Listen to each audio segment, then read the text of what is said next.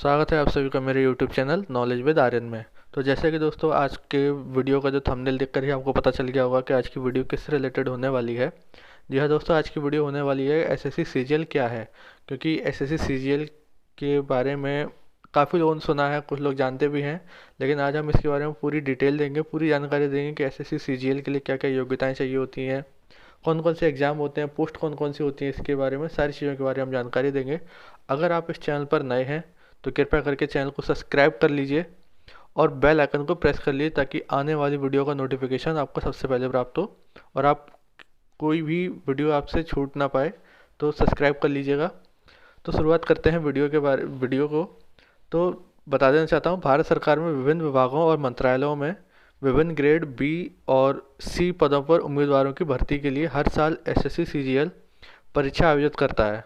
SSC CGL परीक्षा pattern और पाठ्यक्रम आधिकारिक अधिसूचना के अधिकारियों द्वारा जारी किया जाता है। उम्मीदवारों को एसएससी सीजीएल परीक्षा की तैयारी शुरू करने से पहले एसएससी सीजीएल पाठ्यक्रम की जांच करनी चाहिए और एसएससी सीजीएल के जो लास्ट ईयर के जो प्रश्न पत्र हैं उनको भी डाउनलोड कर लेना चाहिए ताकि उससे उनको भी और जानकारी मिल सके। और बता देना चाहता हूँ कि एसएससी सीजीएल की जो सिलेक्शन प्रोसेस होती है उसमें 4 एग्ज़ाम शामिल होते हैं, जिसमें पहले जो 2 एग्ज़ाम होते हैं, वैसे तो नॉर्मली बताऊं कि उसमें टोटल 3 एग्ज़ाम ही होते हैं, लेकिन हम 4 इसलिए बता रहे हैं क्योंकि वो अभी बताऊंगा आगे। जिसमें पहले जो 2 एग्ज़ाम होते हैं वो कंप्यूटर बेस्ड होते हैं, यानी कि जो सीबीटी होता है वो होते हैं जिसमें ऑप्शनल क्वेश्चन आते हैं जिनके आपको जवाब देने होते हैं। और जो टीयर 3 होता है उसमें इंग्लिश या हिंदी लैंग्वेज में कोई एक ऐसे लिखना होता है आपको।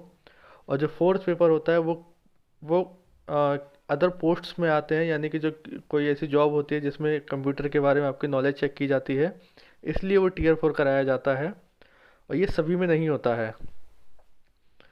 इसलिए एसएससी सीजीएल क्या है से संबंधित सभी आवश्यक जानकारी जैसे कि एसएससी सीजीएल योग्यता, आयु सीमा, पद चयन प्रक्रिया, तैयारी कैसे करें आदि के बारे में आज मैं आपको इस वीडियो में बताऊंगा।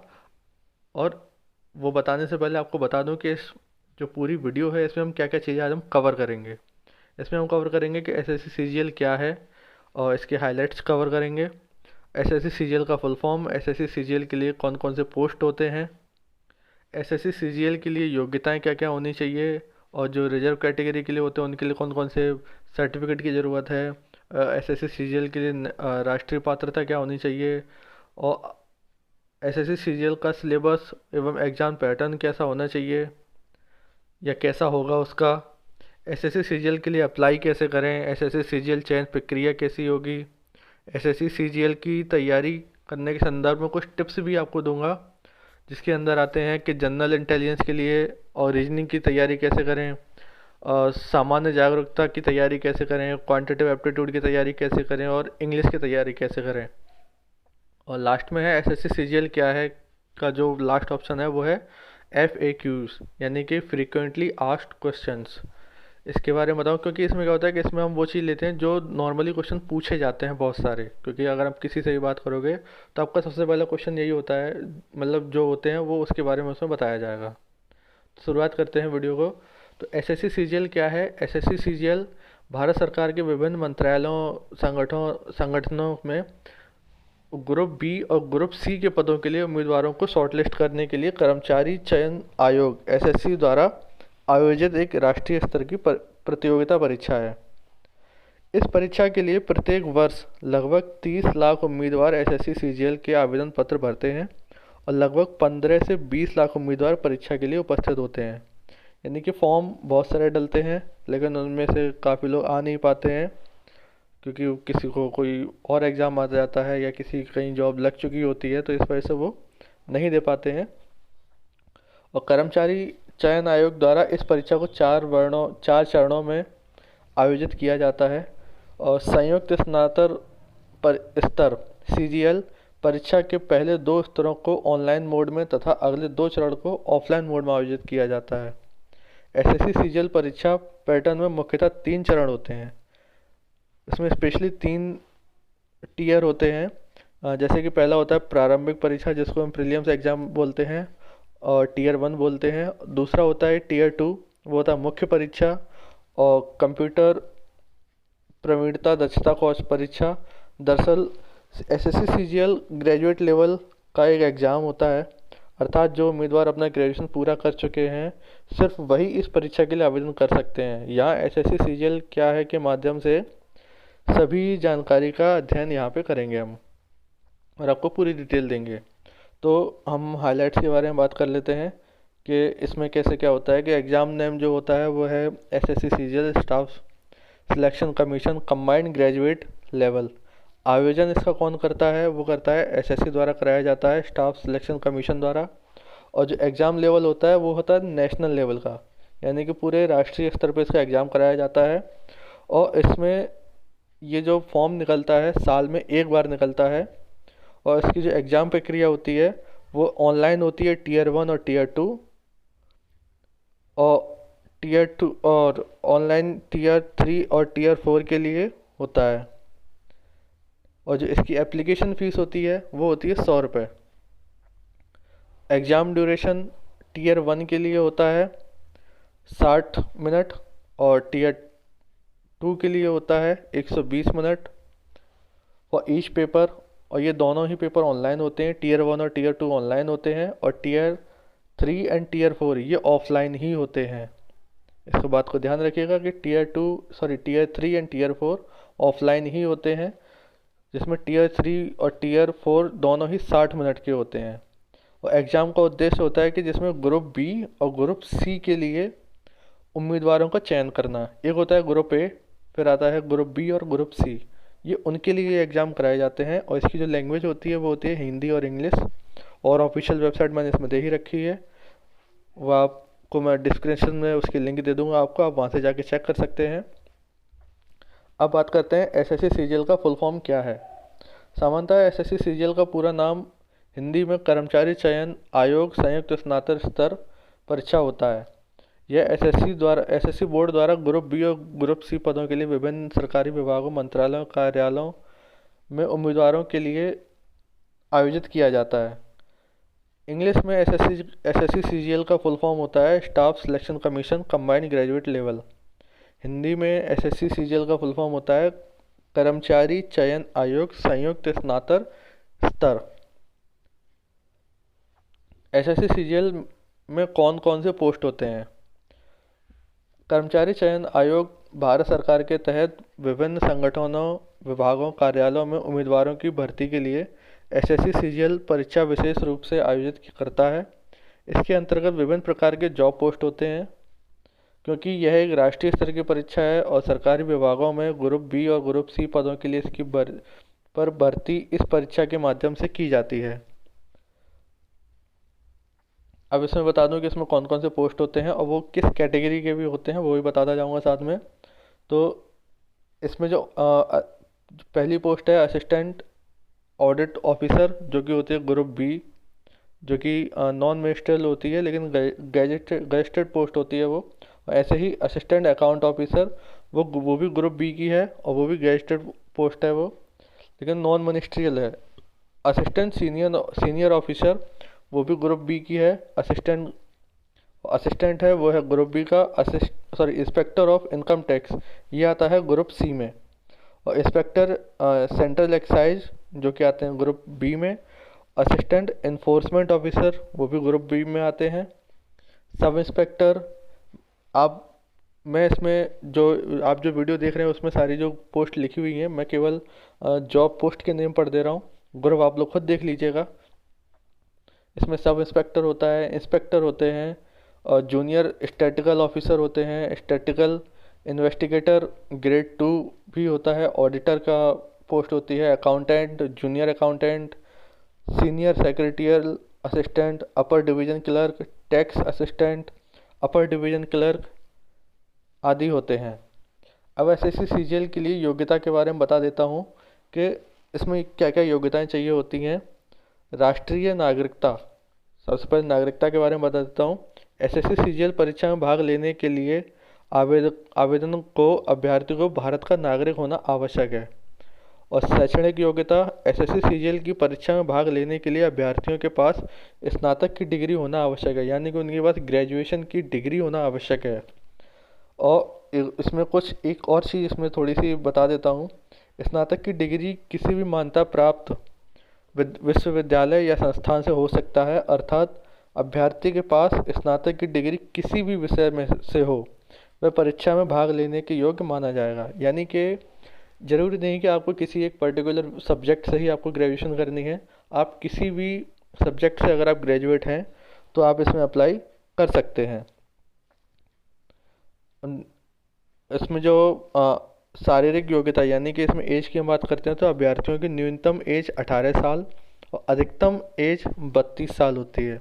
लेकिन अगर हम इसमें एज रिलैक्सेशन की बात करते हैं तो SC/ST की, तो ये 32 + 5 37 एज हो जाती है।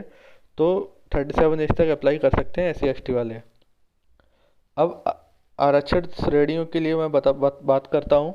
तो जो उम्मीदवार आरक्षण लाभ अनुसूचित जाति, अनुसूचित जनजाति, अन्य पिछड़ा वर्ग या ESM या EWS प्राप्त करना चाहते हैं, उन्हें निर्धारित प्रारूप में सक्षम प्राधिकारी से संबंधित प्रमाण पत्र प्रस्तुत करना होगा। यानी कि जो भी SC/ST या EWS में आते हैं उनको एक अपना कास्ट सर्टिफिकेट उनको बनवा के रखना होगा, क्योंकि वो भी उसमें मांगा जाता है।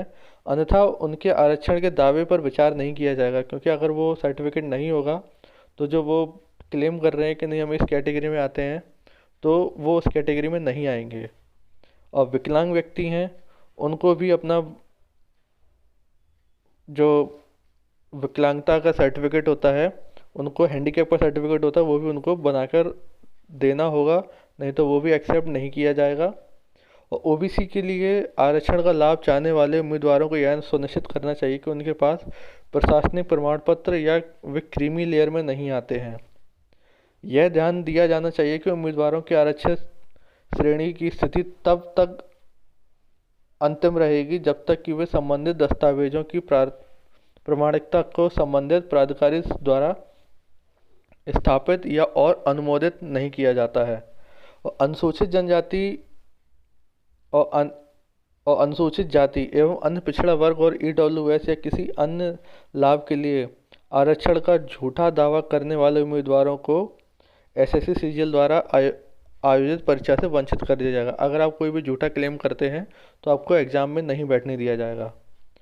अब जो इसमें राष्ट्रीय पात्रता मापदंड के बारे में अगर हम बात करें तो वो इसमें कई सारे आते हैं जो कि भारत सरकार द्वारा ही निर्धारित किए गए हैं और SSC CGL के द्वारा भी उसको निर्धारित किया गया है। तो इसमें हम बता देते हैं, आवेदक एक भारतीय नागरिक होना चाहिए। उम्मीदवार नेपाल या भूटान का विषय हो सकता है, यानी कि वो नेपाल या भूटान के हो सकते हैं, लेकिन वो भारत का नागरिक, उसके पास जो नागरिकता होती है वो भारत की ही होनी चाहिए। रहने वाला वहाँ का भले ही हो सकता है, लेकिन नागरिकता इंडिया की ही होनी चाहिए। उम्मीदवारों को तिब्बत शरणार्थी होने की अनुमति है जो 1962 से पहले भारत में स्थायी रूप से बसने के इरादे से भारत आए थे, यानी कि वो शरणार्थी भी हो सकते हैं। और आवेदक भारतीय मूल का होना चाहिए जो बर्मा, पाकिस्तान, श्रीलंका या पूर्वी अफ्रीका जैसे देशों जैसे युगांडा, मलावी और बाहर से आए हों और भारत में स्थायी रूप से बसने के इरादे से हों, यानी कि वो भारत में रहने आया हो और भारत में ही जॉब करना चाहता है और जो भारत की ही नागरिकता लेना चाहता है और उसने भारत की नागरिकता ले ली है, चाहे कहीं से भी आया हो, लेकिन वो यानी इसका पूरा जो मेन मोटिव है वो यही है कि वो कोई व्यक्ति चाहे कहीं का भी हो, लेकिन उसके पास भारत की नागरिकता होनी आवश्यक है। अब इसके लिए अतिरिक्त जो निर्देश हैं वो ये हैं, भारतीय नागरिकों को छोड़कर सभी उम्मीदवारों के पास भारत सरकार में एक सक्षम प्राधिकारी द्वारा जारी प्रमाण पत्र होना आवश्यक है। यानी कि जैसे कि जो बाहर से आए हैं उनके पास एक डॉक्यूमेंट होना चाहिए, जो एक सर्टिफिकेट होता है वो उनके पास होना चाहिए, क्योंकि वो उनको एक सक्षम अधिकारी होता है उससे वो प्रमाणित होना चाहिए। और नियुक्ति की पेशकश करने से पहले वर्णित उम्मीदवारों के लिए आवश्यक पात्रता प्रमाण पत्र आवश्यक है। उम्मीदवारों को प्रमाण पत्र प्रस्तुत करने से पहले परीक्षा में प्रवेश नहीं दिया जा सकता, लेकिन अंतिम भर्ती उसके बाद ही की जाएगी।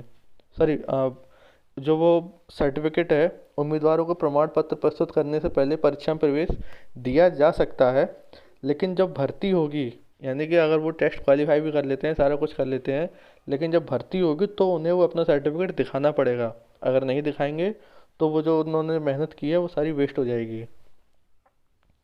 अब इसके जो सिलेबस और एग्ज़ाम पैटर्न के बारे में हम बात करते हैं, वो बहुत ही ईजी है। एसएससी जो बोर्ड है वो परीक्षा को 4 चरणों में करवाती है, जिसमें आपको प्रत्येक चरण में आपको उत्तीर्ण होना पड़ेगा, यानी कि पास होना होगा। प्रत्येक चरण को आपको क्वालिफाई करना होगा, और अगर आप उसको क्वालिफाई नहीं करते हैं तो आप इस एग्ज़ाम को क्वालिफाई नहीं कर पाएंगे। तो इसमें सबसे पहले जो टीयर 1 होता है वो online multiple choice option questions होते हैं। ऐसे टीयर 2 होता है, वो भी ऑनलाइन मल्टीपल चॉइस बेस्ड होता है। और टीयर 3 एंड टीयर 3 होता है ऑफलाइन सब्जेक्टिव, यानी कि इसमें ये ऐसे से रिलेटेड होता है। और टीयर 4 ये स्किल टेस्ट होते हैं, यानी कि ये आपकी स्किल को चेक करते हैं कंप्यूटर से रिलेटेड।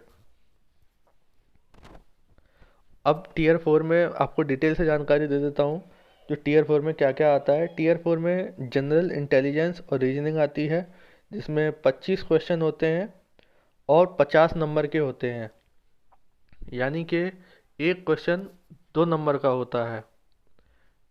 और क्वांटिटेटिव एप्टीट्यूड, इसमें भी 25 क्वेश्चन होते हैं और 50 अंकों के होते हैं। ऐसे ही इंग्लिश कॉम्प्रिहेंशन 25 क्वेश्चन होते हैं 50 अंकों के। और जनरल अवेयरनेस 25 क्वेश्चन होते हैं 50 अंकों के, यानी कि टोटल 100 क्वेश्चन होते हैं 200 अंकों के। यानी कि इस परीक्षा में इस परीक्षा में एक प्रश्न के सही उत्तर देने पर 2 अंक मिलते हैं। यानी कि जैसे कि आप एक क्वेश्चन को करते हो सही तो आपको 2 अंक मिलते हैं, जबकि एक गलत उत्तर होने पर आपके 0.5 अंक काट लिया जाता है। इस बात को हमेशा ध्यान रखिए कि अगर आपका एक भी क्वेश्चन गलत होता है तो आपको 0.5 आपका काट लिया जाएगा। अब टीयर 2 की बात करते हैं कि टीयर 2 में क्या आता है। टीयर 2 में ये जब आप टीयर 1 को आप क्वालिफाई कर लेंगे तब ये टीयर 2 होता है आपका। तो इसमें क्वांटिटेटिव एबिलिटी आती है, जो कि 100 नंबर का होता है क्वेश्चन, सॉरी 100 प्रश्न होते हैं उसमें, और उसमें वो भी 200 अंकों का होता है। ऐसे ही जनरल इंग्लिश होती है, वो 100 प्रश्न आते हैं उसमें और वो भी 200 अंकों का होता है, यानी कि 200 प्रश्न आते हैं 400 अंकों के। और इसमें भी सेम वही प्रोसेस रहता है जो टीयर 1 में रहता है।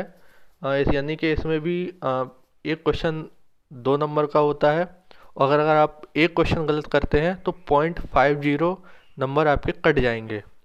तो इसको भी आपको सही से करना होगा। अब आते हैं टीयर 3 पे। तो टीयर 3 जो होती है वो डिस्क्रिप्टिव होती है। इसमें क्या होता है कि यह 100 नंबर का पेपर होता है। यदि यह हिंदी और इंग्लिश दोनों भाषा में होता है तो भाग के लिए 1 घंटे आपके पास 1 घंटे का समय निर्धारित होता है। यानी कि आप ये दो लैंग्वेज में होता है, हिंदी और इंग्लिश, और दोनों के लिए आपके पास 2 घंटे का समय होता है, सॉरी 1 घंटे का समय होता है, जिसमें आपको ये ऐसे टाइप में वो एक टॉपिक दे देते हैं कि हाँ ठीक है ये रहे आपके टॉपिक। यानी कि वो पेपर आता है, वो टॉपिक उन्होंने दे दिया, आपको उस टॉपिक से रिलेटेड आपको एक ऐसे लिखना है। यानी कि जिस तरीके से आपने यूपीएससी का एग्ज़ाम दिया है वो उसके बारे में मैंने एक वीडियो बनाई है, उसकी भी उस वीडियो की लिंक मैं आपको डिस्क्रिप्शन में दे दूंगा। यानी कि है ये सेम वही प्रोसेस, बस कहते हैं ना कि यूपीएससी जो लेवल होती है वो आता है ग्रुप ए के लिए, और ये है ग्रुप बी और सी के लिए। यानी कि ये यूपीएससी, अगर हम एक रिलेशन से बात करें तो यूपीएससी बड़ा भाई है और एसएससी सीजीएल एक छोटा भाई आ जाता है। तो उसी तरीके से एग्ज़ाम है, यानी कि उसमें भी प्री और मेंस होता है, इसमें भी प्री और मेंस है। और इसमें भी और उसमें भी यूपीएससी में भी जो थर्ड पेपर होता है वो ऐसे का होता है, और इसमें भी थर्ड पेपर ऐसे का ही है। तो इसमें आपको ऐसे देना होगा और वो आपको लिखना होगा। और अगर उसमें स्किल आपकी अगर मांगी जाती है कुछ चीज़ों में, कुछ पोस्ट्स में, तो उसमें आपकी स्किल भी टेस्ट की जाती है टीयर 4 में।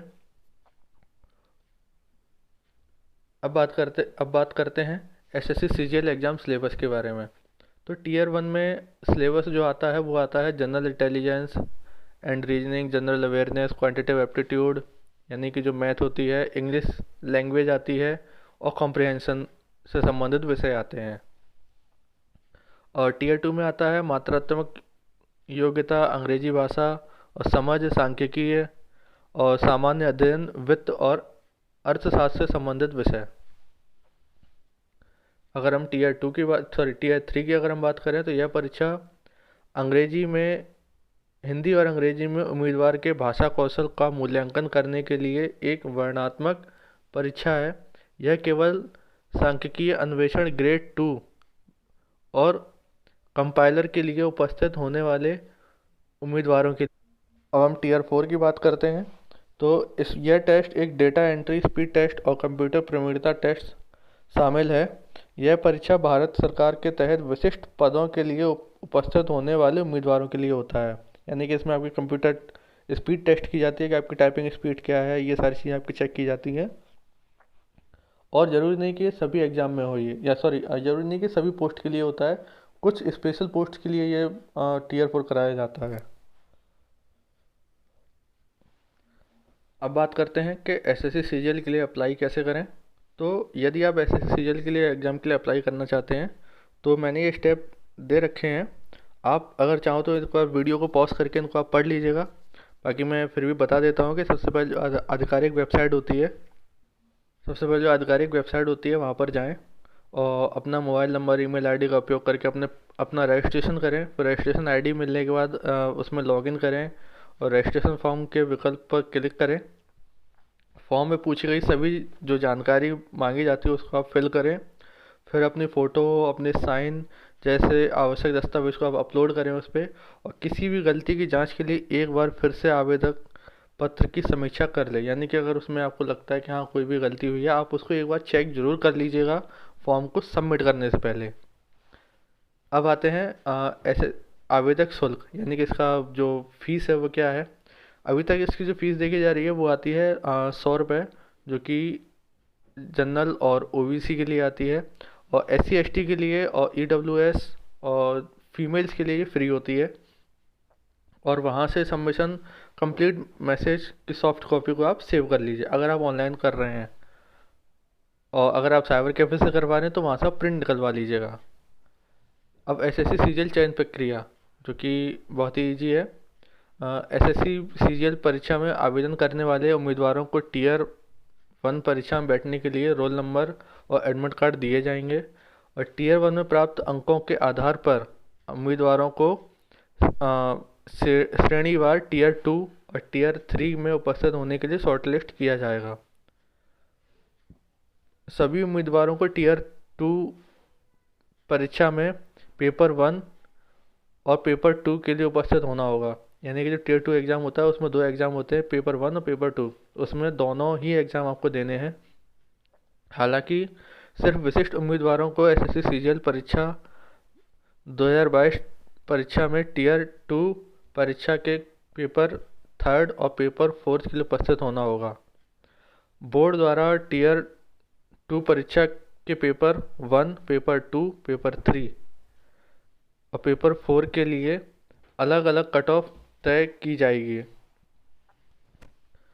और एसएससी सीजीएल परीक्षा में प्रत्येक टीयर और सभी पेपरों में न्यूनतम योग्यता अंक होंगे, जबकि SSC CGL tier 1, tier 2, tier 3 में न्यूनतम अंक इस प्रकार हैं। यानी कि जो उनकी जो कैटेगरी होती है, यानी कि जो न्यूनतम अंक होते हैं वो इस प्रकार होते हैं कि अगर हम अनरिजर्व यानी कि जनरल कैटेगरी की अगर हम बात करते हैं तो वो आती है 30%, ये कम से कम है ये। और ईडब्ल्यूएस और ओबीसी कैटेगरी की अगर हम बात करते हैं तो आता है 25%। और अदर कैटेगरी यानी कि एससी एसटी की बात करें तो वो आती है 20%। अंतिम परिणाम टीयर 1, टीयर 2 और टीयर 3 परीक्षाओं में उम्मीदवारों के प्रदर्शन के आधार पर घोषित किया जाता है। यानी कि आपको तीनों टेस्ट में आपको बेस्ट परफॉर्मेंस देना होगा आपको, और उसी के अकॉर्डिंग आपको आपके जो पोस्ट है वो उसी के अकॉर्डिंग आपको निर्धारित की जाती है और आपको बांटी जाती है वो।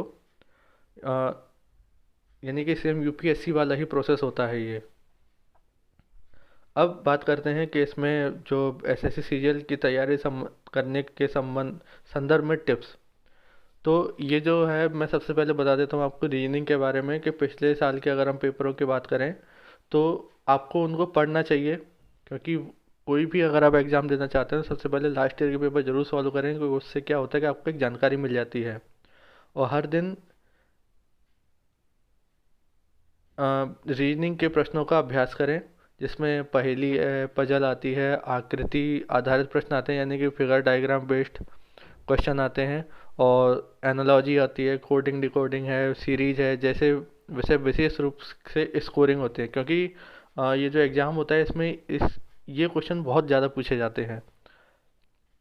इन्हें हल करना शुरू करें और फिर अधिक बहुमुखी प्रश्नों पर आगे बढ़ें, यानी कि पहले इनको सॉल्व करें। जब आप इनको इजीली सॉल्व करने लग जाते हैं तो उसके बाद आप आगे बढ़ें और अन्य किसी उसको देखें। यदि आप नियमित रूप से अभ्यास करते हैं तो आप कुछ ही हफ्तों में अपनी सटीकता स्तर में महत्वपूर्ण सुधार देखेंगे। दोस्तों, अगर आप किसी चीज़ की प्रैक्टिस करते रहते हैं ना, तो आप उसको बहुत जल्दी ही आप उसको अचीव कर लेते हो, वो आपको फिर बहुत इजी लगने लगता है। तो उसकी आप प्रैक्टिस करिए, तो आपको अगर नहीं भी आता होगा तो आप सीख जाएंगे वो चीज़। और गैर मौखिक तर्क विज्ञान जैसे कि इमेज असेंबल, फिगर काउंटिंग आदि आपको दृश्य कल्पना को नियोजित करने की मांग करते हैं। इन प्रश्नों को छोड़ें या अनदेखा ना करें, क्योंकि शुरू में ये आपको समय लेने वाला लग सकते हैं। उनका अभ्यास करना उन्हें कम समय लेने वाले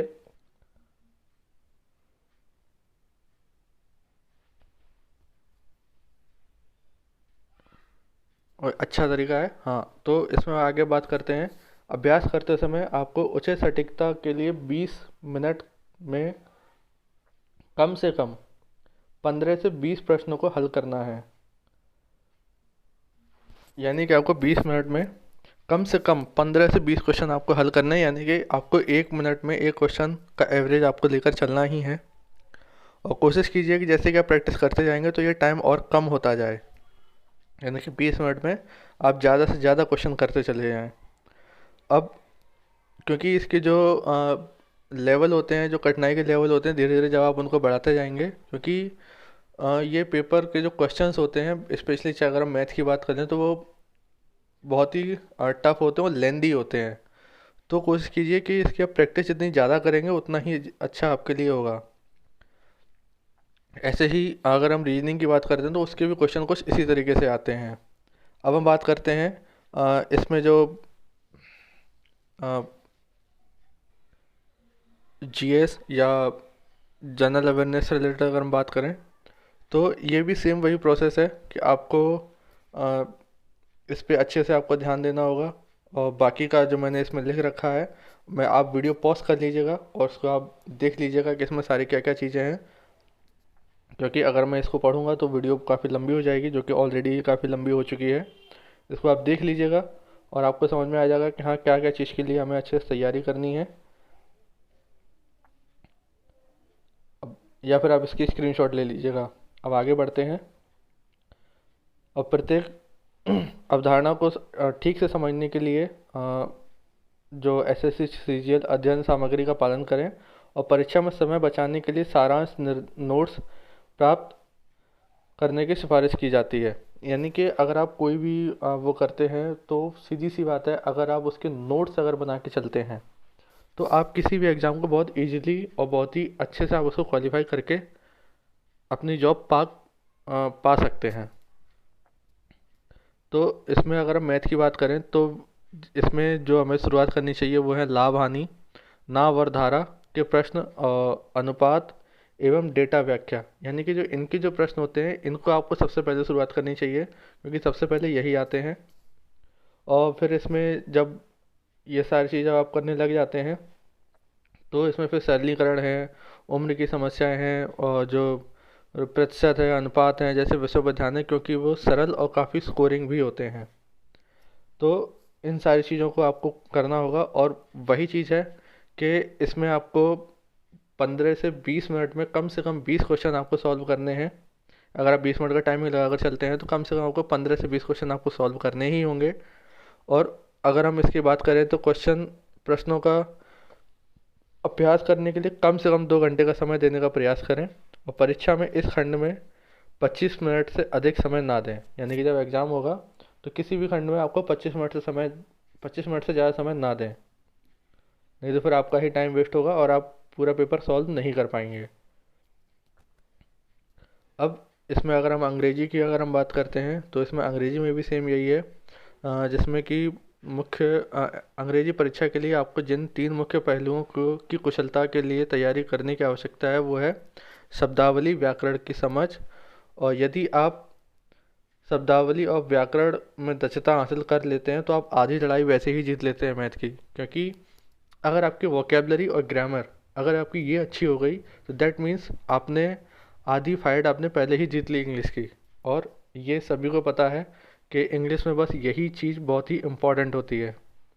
अब इसमें आते हैं जो पत्रिकाएं होती हैं, उनको आप विशेष रूप से कहानी और राय के टुकड़ों को पढ़कर उनको समझने का कौशल बढ़ाना चाहिए। यानी कोई भी, जैसे कि इंग्लिश के कहानी होती है, इंग्लिश के नोट्स होते हैं, उनको पढ़ो, उनको समझो और फिर उसके बाद उनकी प्रैक्टिस करते जाओ। और अंग्रेजी व्याकरण और भाषा के लिए पुस्तकें पढ़ें। इस परीक्षा में पैटर्न और प्रश्नों को बार बार दोहराया जाता है। इस प्रकार की पूरी परीक्षा आपको पूरे खंड में 20 मिनट से अधिक समय में पूरा करने में मदद कर सकती है। प्रत्येक दिन कम से कम 2 कॉम्प्रिहेंशन पैसेज का उपयोग करें, और जब भी आपके सामने कोई नया शब्द आए तो उसका अर्थ, समानार्थक शब्द और विलोम शब्द देखें। यानी कि जैसे कोई नया शब्द आया है तो फिर उसके बारे में रिसर्च कर लो कि हाँ, इसका अगर सिनोनिम्स होगा तो क्या होगा, और एंटोनियम्स क्या होगा, और इसका हिंदी अर्थ क्या है, ये सारी चीज़ें। अब हम बात करते हैं जो फ्रीक्वेंटली आस्क्ड क्वेश्चन होते हैं, जो लगातार पूछे जाते हैं कि एसएससी सीजीएल में कितने एग्ज़ाम होते हैं। तो मैं इसके बारे में बता दूं आपको, एसएससी सीजीएल में 4 एग्ज़ाम होते हैं ओवरऑल, लेकिन ज़्यादातर 3 ही कराए जाते हैं अकॉर्डिंग टू योर पोस्ट्स। और फिर जो दूसरा क्वेश्चन है वो एसएससी सीजीएल में कौन कौन सी नौकरियां होती हैं, तो जो कि मैंने आपको पहले ही बता दी हैं, फिर भी आप इसमें देख लीजिए। इसमें लिखा हुआ है कर्मचारी चयन आयोग में सीजीएल में विभिन्न प्रकार की नौकरियां, जैसे जूनियर सांख्यिकी, assistant auditor officer, auditor, assistant account officer, assistant inspector, sub inspector, assistant superintendent, assistant section officer, division accountant, tax assistant आदि होते हैं। नेक्स्ट क्वेश्चन है एसएससी सीजीएल में सबसे बड़ी पोस्ट कौन सी होती है, तो जो कि मैंने आपको पहले ही बताई थी, एसएससी सीजीएल में सबसे बड़ी पोस्ट होती है असिस्टेंट ऑडिट ऑफिसर का, क्योंकि यह अन्य नौकरियों की तुलना में उच्चतम ग्रेड पे प्रदान करती है। अब एसएससी सीजीएल का मतलब क्या होता है, तो एसएससी सीजीएल का मतलब यानी कि full form staff selection commission combined graduate level होता है, जबकि हिंदी में इसका मतलब होता है कर्मचारी चयन आयोग संयुक्त स्नातक पर स्तर होता है। तो दोस्तों, ये थी आज की वीडियो। अगर एसएससी सीजीएल की पूरी जानकारी, जिसमें आपने एसएससी के बारे में आपको फुल फॉर्म, परीक्षा पैटर्न, एसएससी क्वालिफिकेशन, हिंदी आदि महत्वपूर्ण बातों को जाना है आपने, उम्मीद करते हैं कि आपको इस वीडियो के माध्यम से आपको आपके सभी सवालों के जवाब मिल चुके होंगे। यदि फिर भी आपके कोई सवाल रह जाते हैं या आपको लगता है कि नहीं, मुझे ये चीज़ भी और जाननी चाहिए, तो आप डायरेक्ट आप कमेंट कर सकते हैं, और जिससे कि आपको आपके सवालों का जवाब तुरंत मिल सके। और अगर आपको वीडियो पसंद आई हो तो कृपया करके इसको अपने दोस्तों को शेयर कीजिए और लाइक कीजिए इस वीडियो को। और अगर आपने वीडियो को पूरा देखा है तो कृपया करके चैनल को सब्सक्राइब कर लीजिए और बेल आइकन को दबा दीजिए। और कोशिश कीजिए कि इस वीडियो को अपने दोस्तों के साथ ज़्यादा से ज़्यादा शेयर करें, ताकि उनको भी ये जानकारी मिल सके कि एसएससी सीजीएल दरअसल होता क्या है। ठीक है दोस्तों, तो if you like the video please share with your friends, please like, share and comments on my video, please subscribe my channel knowledge with Aryan. Thank you.